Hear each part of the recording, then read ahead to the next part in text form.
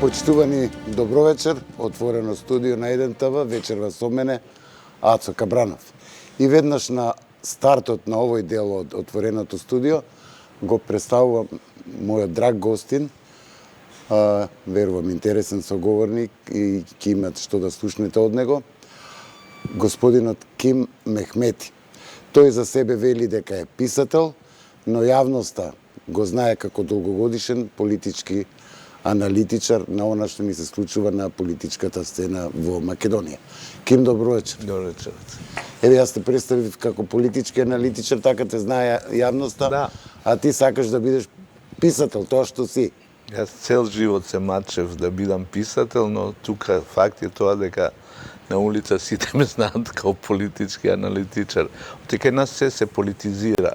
Да. И всушност, што се случи најтрагичното, тоа што се вели култура, па и тука и творештво, тоа веќе никому ништо не значи. Се во знакот на партијата, на тоа кој ќе ги добие изборите, кој ќе ги... Но кој ќе ја добие иднината, тоа никого не го интересира. Сепак иднината и столбот над кој стои човечкиот род, па и Македонија, има некои стандарди, некои човечки норми што ја определуваат човечноста, која што претежно во уметноста, во културата и во сите други сфери, не во политиката. Дури во политиката најмалку ја имаш човечност. Ти долго време ми беше и колега, работеше и како новинар. Како не?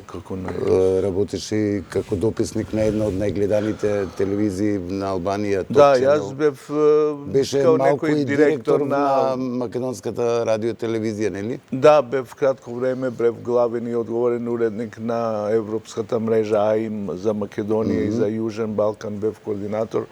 Така да, на крај краишта јас така обстојував материјално. Ја имав таа среќа што секогаш работев за некои надворешни кратко време. Јас често велам, не е тоа шега, но изгледа као шега. За овие 20 години постоење на Македонија, јас само 8 месеци сум зел лични плата од Македонија. Се другото било што не ми било лошо, не се жалам, него сакам да речам и ова го поврзувам често со тоа, за да има човекот, што признавам јавно, демек, за да можеш да сочуваш твои ставови, за да можеш да имаш твој препознав лик, ти мора да имаш и некоја материјална сигурност. Јас ја имав таа среќа што таа материјална сигурност никогаш не ми зависеше од македонските моćниците во Македонија. Да се прилепиш за некоја партија. И затоа јас и не сакам престрог да бидам кон моите колеги. Ти вие кога ќе ви дојде работата да обстојувате со 200-300 евра што ви ги дава Ќе го слушате газите. Нормално, исто и јас би го бакнал во чело. Мислам, сепак реалноста не е тоа што не е теорија. Исклучоци има што. Секако дека има и ги почитувам. Дури нив ги почитувам повеќе. Ова звучи како некоја лажна скромност. Него себе си. Оти јас ја имав таа среќа. Што уште на почетокот почнав некои соработи со надворешни медиуми, паради тоа што знаев и македонски, и српски, и албански, бев поприемчив за некои медиуми. Значи не беше во прашање некоја екстра моја способност како аналитичар. Дури јас никогаш не успев да станам новинар, а работев како новинар. Зошто?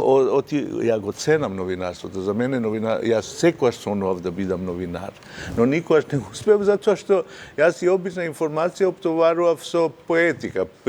Тука најдобро и со руси ми велеше, немој да ми пишуваш поезија. Оти јас и кога требаше да напишам дека дошол некој председател од странство, јас ќе почнев во денешниот сончев ден, кога сите скопјани одеа на плажа, пристигна председател. А што ти ти го овој другиот дел? Кого го интересира во една обична информација, во една обична Во Македонија никош, барем на политичката сцена, не е досадно и последниот период и секогаш било турбулентно.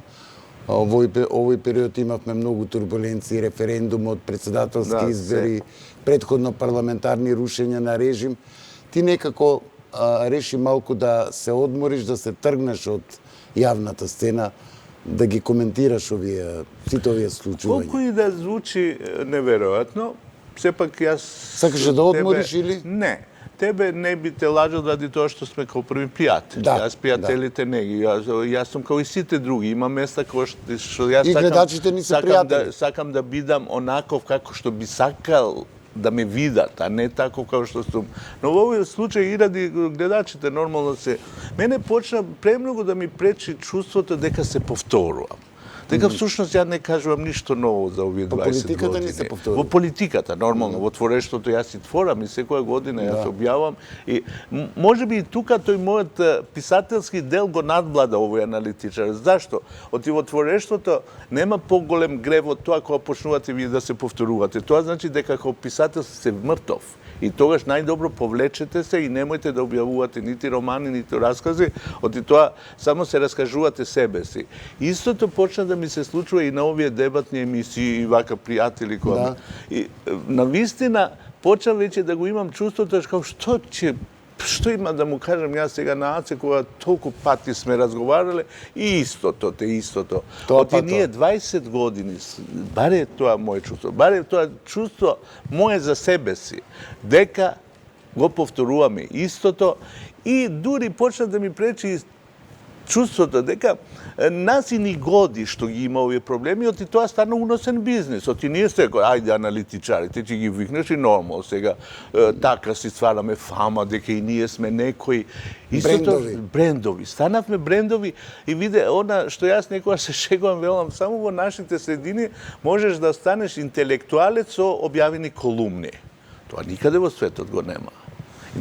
Во светот први се станува експерт за некоја област, па потоа се станува колумниста или аналитичар. Кај нас се ние знаеме. Ким, например, знае и за сексот кај мувите, и за пчеларство, и за кучиња, и за мачиња, и за политика. Да. И затоа кај нас, што јас стално се шегувам, велам, ние имаме топ фолк новинарство, се во таква форма. Во таква форма. Оти, сите овие околности ме натера малку да се повлечам и знам дека тоа звучи на демагогија. И навистина, па доаѓаат нови генерации, доаѓаат млади, па дури е непристојно вие да се... Во кој смисол непристојно?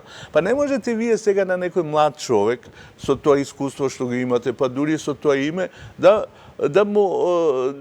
го попречите да оди напред. Секојаш сум бил, ако може за нешто да се гордеам, секојаш сум бил приврзаник на тоа да си ослободи простор за младите. Оти, младоста и младината е рајот на овој свет. На тој другиот може да има некој друг рај. Но рајот на овој свет и тој што не помага млади, тој го руши тој рај. Го руши тој рај. Рајот на овој свет го руши. Јас не сум сакал никош да бидам рушител. Можда не некој кој знае како. Сега кога го спомна ова рушењето, ајде така да речеме, еден режим срушивме, но дали го срушивме режимот целосно, затоа што еден дел од режимот остана и во новата влада. Мислам на тој. Видете, ние го срушивме еден режим, но не срушивме политичко умие. Лесно е, вие може да рушите секој втора година, но политичкиот ум дари. Јас би бил најсреќни, јас би се гордел, да речеме, кога би било реалност тоа што сака да ми го прикаже сегашниот премиер. Дека во минатиот режим лопови биле само ВМРО-вците, а дуи биле се честни. Значи, така испаѓа. И јас би се гордел да е така, но јас знам дека не е така, од една проста причина. Честен човек со лопов не се дружи. А јас знам дека да не беше Дуи, дури тој режим немаше да обстане толку долго години. Стално сум тврдел, Дуи само да му речеше на Груевски дека се повлекуваме од оваа власт, немаше да постои ни го Скопје 2014, ниту еден проект. Значи, но што се случи? Ние тука доаѓаме до еден проблем што е подлабок, не е само дуистички проблем. Што албанските партии од 90-та навака ја прифатија логиката дека ние владееме од Струга до Сарај. Тоа другото е нивно. Сега, остајте ни го тука, тоа. Сега, дали ќе бидеме... Прифатија после и друга логика. Дека нас во власт не ни припаѓа, и дури кога сме министри, не ни припаѓа цела Македонија, до Сарај. Понатака, дека Nije, и нема што да се интересираме што се случува во Струмица, до Сарај.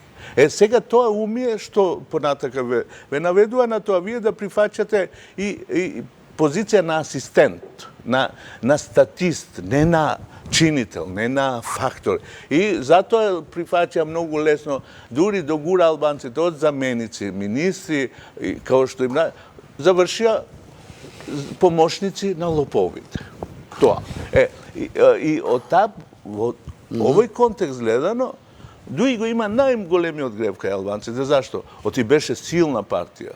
Ама се уште е силна. Па видите, таа се уште е силна, но таа силна нема партија... опозиција Видите зашто е која таква. што може да... Видите зашто е таква, таа силна.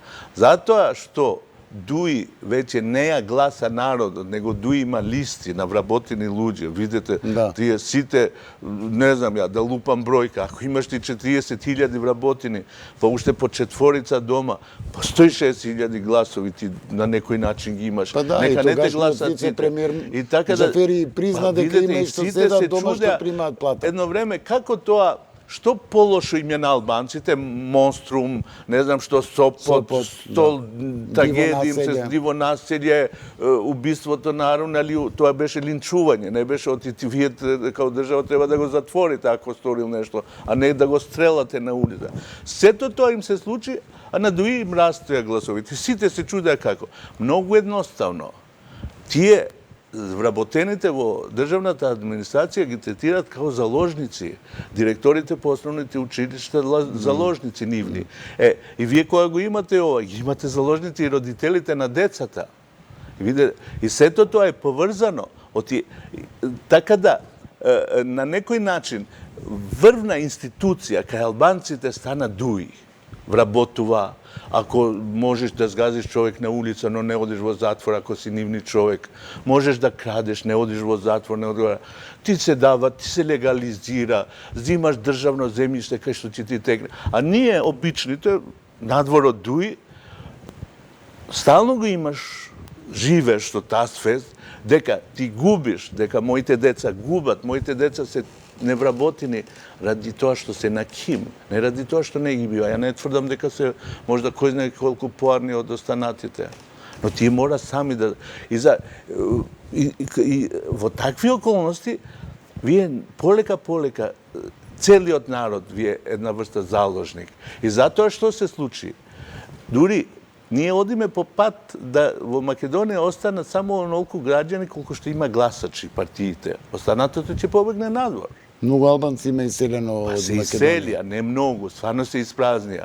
Ова стана место кај што не може да се Затоа ме живе. зачуди дуи што игра со бројката дека 100.000 гласачи му донеле на Стево Пендаровски. Видете, Ти веруваш во тоа?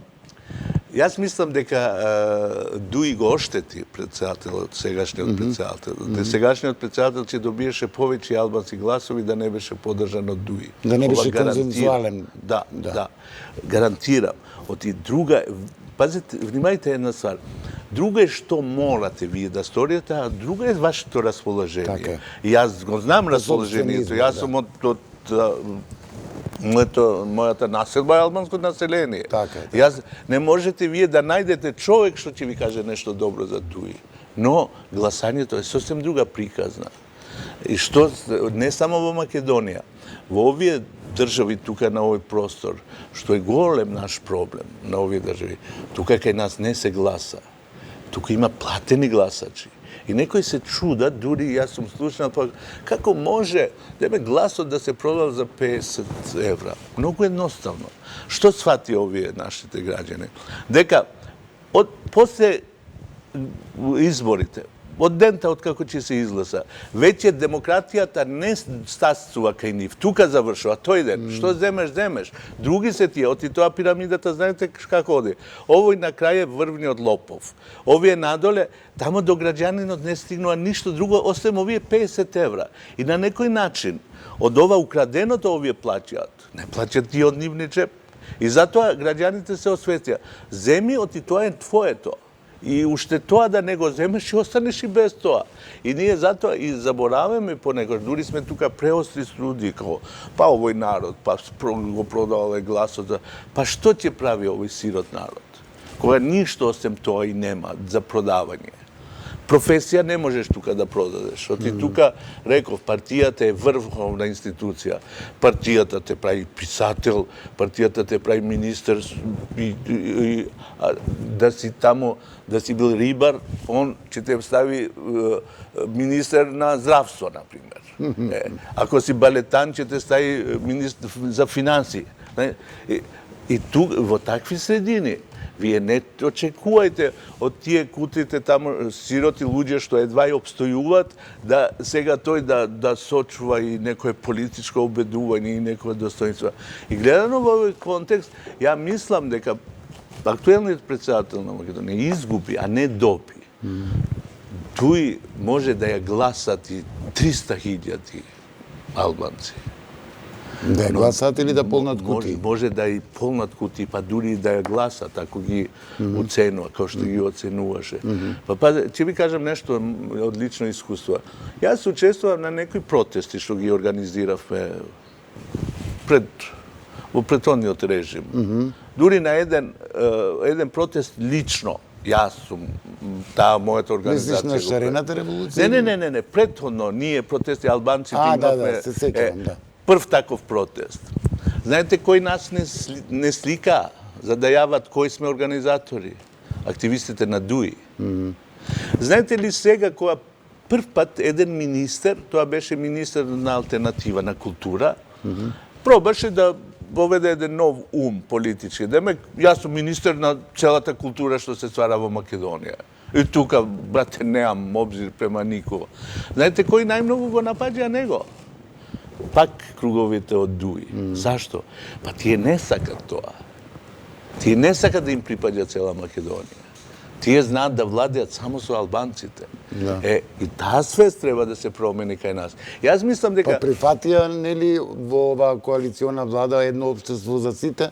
Па видете, па тие се прифаќаат, знаете... Ако тргнеме од владата, министрите од ДУИ викаат дека ние одговараме на акмети, не на премиера. Па видете што се случува. Ние, што до вчера го напаѓавме тој режим, што беше. Истите министри од тој режим сега дојдоа на власт и нас не напаѓаат и не прогласуваат за ВМРО-исти. Знаете зашто? Затоа што ние велиме вака. Како може некој стално да е во право? И во тој режим тој бил и во овој реформистичката власт назад, пак повторно овие. Како е можно?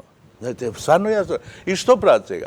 Тогаш мене лично ме прогласува као човекот на Фрчковски, на Бранко Црвенковски. Тој е шпион на СДСМ, кој што... Сега, одма станав на ВМРО. Одма ВМРО-вец. Сега јас ВМРО-вец со тапија, јас затоа и правам, затоа и јас она малку колку што сум издегол на... Затоа што тој сега нас не напаѓа. А јас не напаѓам ништо. Јас поставам логично прашање. Дали Македонија се уште ќе се гради по принципот дека само корумпиран албанец е државотворен албанец? Тоа е проблемот. Еве зашто го поставам тоа прашање. Има бар 20-30 колку македонци од прошлата власт што отидоа на суд. Што бар. Од ДУИ нема. Сега, од ДУИ нема, беа дел на тој режим. Сега јас би рекол... Не. И сега јас би се гордел као албанец ако излезе дека само албанците таму биле честни. Дека македонците по вокација се... Па не излегоа бомби за нив.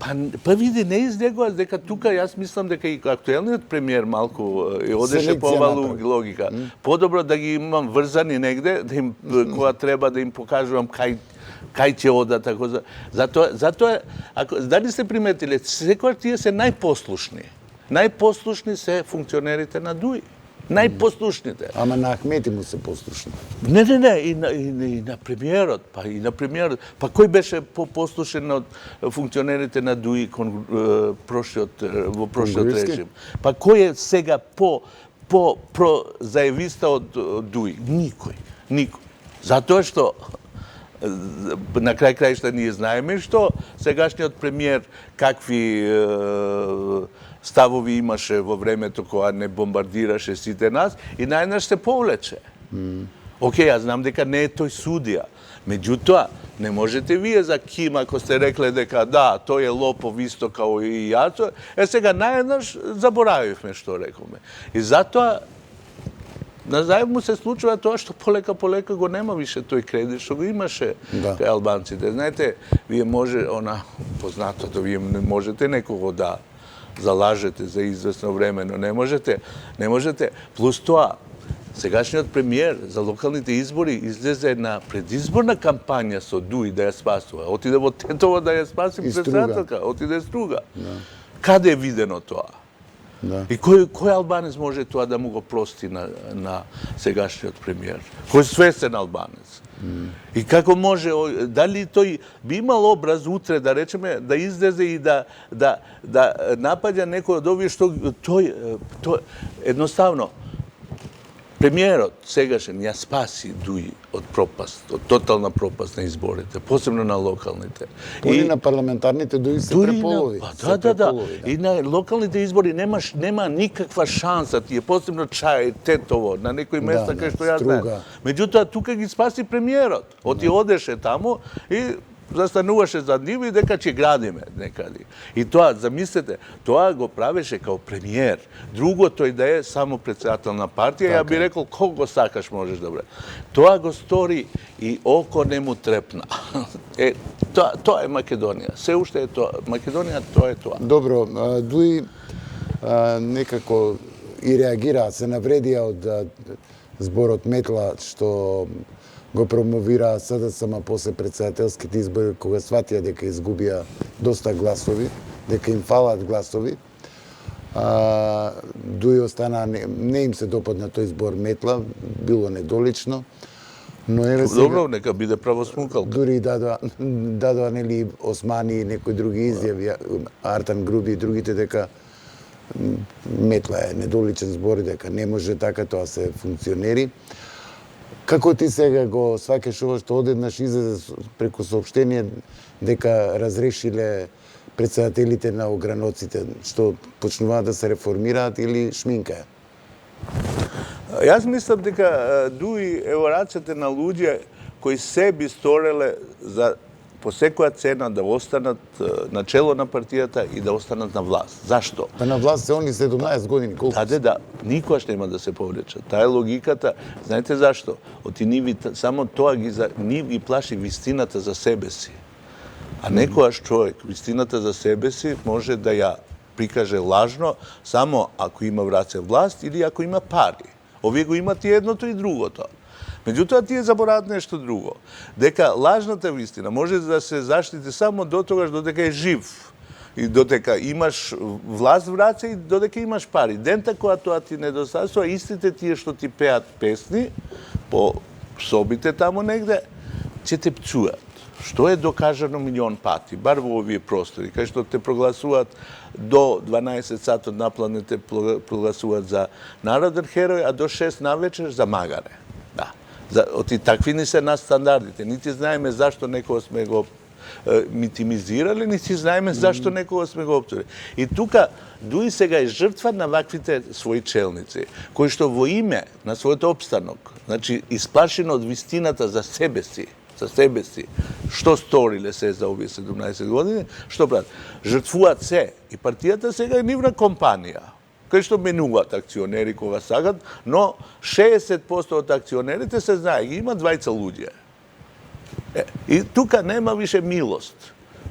И во вакви околу нормално. И сега за да обрнат внимание, не таму кај што треба, за да не се прашуваат сега албанците, што правија овие челници на оваа партија 17 години, како тие демек ќе чистат во партијата, ќе ја реформираат. Како ќе ја реформирале? Со менување на таму на председател на разграници по селата.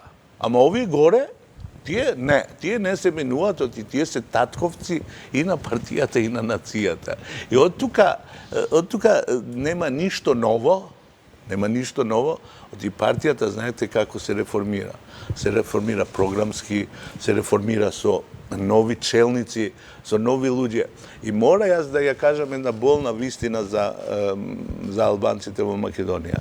Македонските партии веќе не ги памтат имињата на некои председатели на нивните партии, а нашите траат по 30 години, најмалку. Зашто е тоа така? Затоа што и дали сте забележили нешто друго? Дали сте слушнале вие некојаш албанска партија да има програма за реформирање на здравство, за реформирање на правен систем, кај што најмногу се жалиме дека не? Не. Само некои права. Ништо, права некоја, ама при тоа заборавајќи дека нити колективни, нити индивидуални права... Законот за јазици е донесен, има високо образование.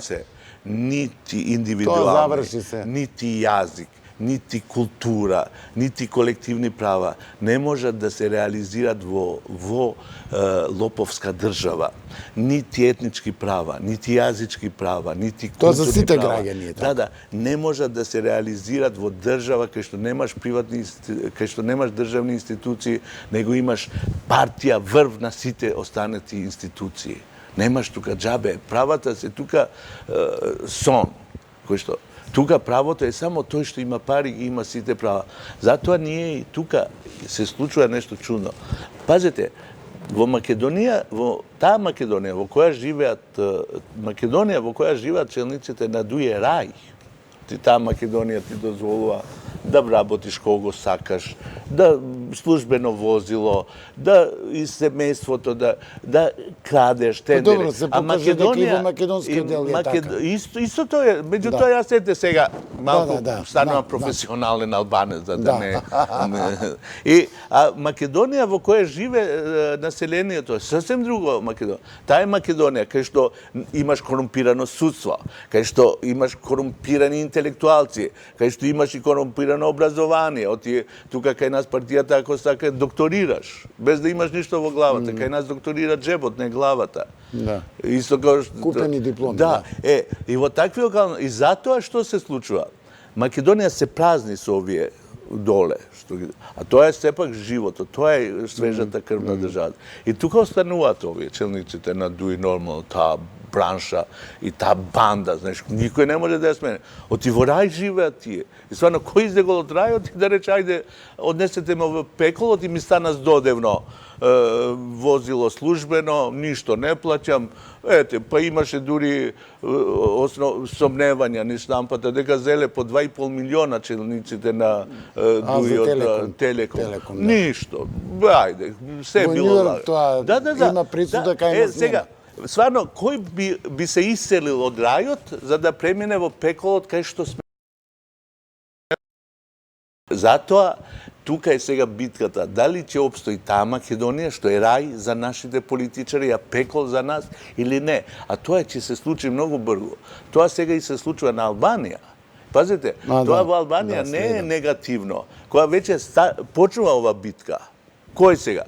Дали? Иначе на Македонија и прети ова опасност да за политичарите позначени да бидат битангите него ние. И она што сум го велел ја и јавно, дури и сегашната власт ја продолжува таа логика.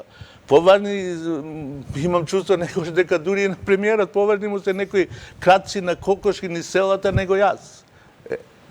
Заради тоа што тој е оди логика кој му носи гласови, а не кој ја зборува вистината и кој... Да, и сега во интерес на времето сакам уште, значи, колку што можам да сватам, не веруваш во вистински реформи во Дуј, врвото станува... Нема да ги има, еве тврдам јавно.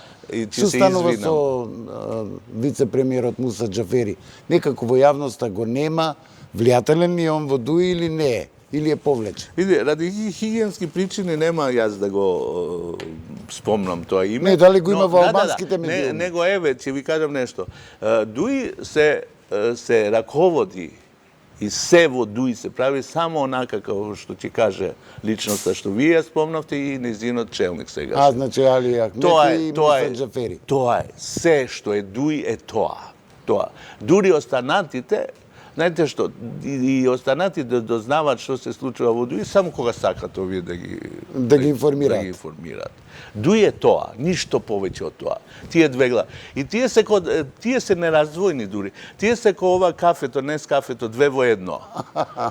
Така мешано ти доаѓа и тие да сакаш не можеш да раздвоиш тука, да извадиш кафе од шеќер. Или ќе го употребиш цело или никако. Затоа запамтете, еве јавно кажувам, никогаш тие нема да се одделат и ништо не може да ги оддели. Ништо не може. Затоа што се две во едно. Кога едното ќе го исклучиш, не постои другото. И во голем дел Дуи е жртва на сето ова. Дуи е жртва? Да, партијата, мислам. Партијата е жртва на нивните... На ова двете во едно, што така функционира. Ким, ти благодарам за учеството во... Тебе не можев да те одбијам и нема да те одбијам никогаш, оти знам дека и го почитуваш тоа, дека стварно не сум повеќе толку за овие политички разговори. Не сум расположен, но стварно има другари на кои не можам да им речам не. Ти благодарам и верувам дека гледачите им беше интересно да слушнат, оти ние сме на некој начин хендикепирани што се случува во албанскиот блок. Заради јазична имаме ето. Некојаш дури ме завидувам за тоа. Ни завидуваш, јас па завидувам што не знам албански јазик. Што не сте тоа добро. Бидејќи како новинар добро е да знам и албански, па и не само како новинар. Ти благодарам уште еднаш. Почитувани за некоја минута. Почнува централниот дневник на Еден ТВ, гледајте не.